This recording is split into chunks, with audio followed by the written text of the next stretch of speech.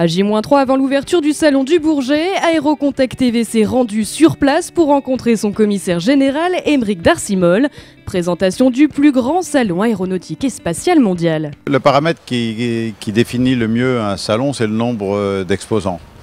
Et si on regarde le nombre d'exposants au salon du Bourget, on va encore, à l'occasion de cette séance du 51e, battre tous les records, parce que nous avons à avoir 2260 exposants. Il faut voir que le salon qui est juste derrière nous, c'est celui de Farnborough, qui est un peu plus de 1160 exposants. Donc il y a quand même pratiquement un simple double, donc c'est considérable. Je pense que, comme je disais tout à l'heure, le succès aussi réside par la qualité de la prestation qui est offerte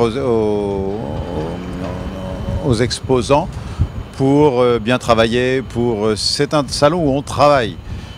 C'est vrai qu'il y a des démonstrations en vol qui peuvent être considérées par certains comme ludiques, mais pas du tout. En fait, c'est l'occasion de finaliser certaines commandes, c'est l'occasion aux grands patrons de projets de se rencontrer, voire d'initier des nouveaux projets. C'est aussi pour beaucoup de sociétés qui ont des briques technologiques dans leurs mains, de les montrer, de les faire connaître et finalement de pouvoir rentrer dans des projets futurs. Le salon du Bourget, c'est 2 millions d'heures de travail, presque 20 000 personnes sur site pour accueillir les quelques 60 000 visiteurs quotidiens. À quelques jours de son ouverture, les avions font progressivement leur entrée sur le statique. On est vraiment la dernière ligne droite, donc tout se passe bien, on voit les avions arriver les uns derrière les autres.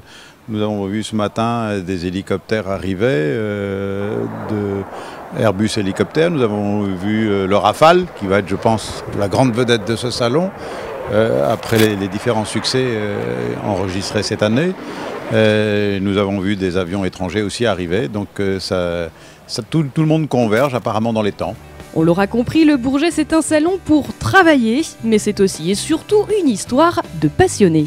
On est là pour satisfaire des passions, parce que la caractéristique quand même de notre industrie, qui est totalement passionnante pour l'ensemble des gens qui y travaillent, et pour nos futurs jeunes qui veulent y rentrer, c'est que c'est une industrie excessivement rigoureuse, mais faite de passionnés.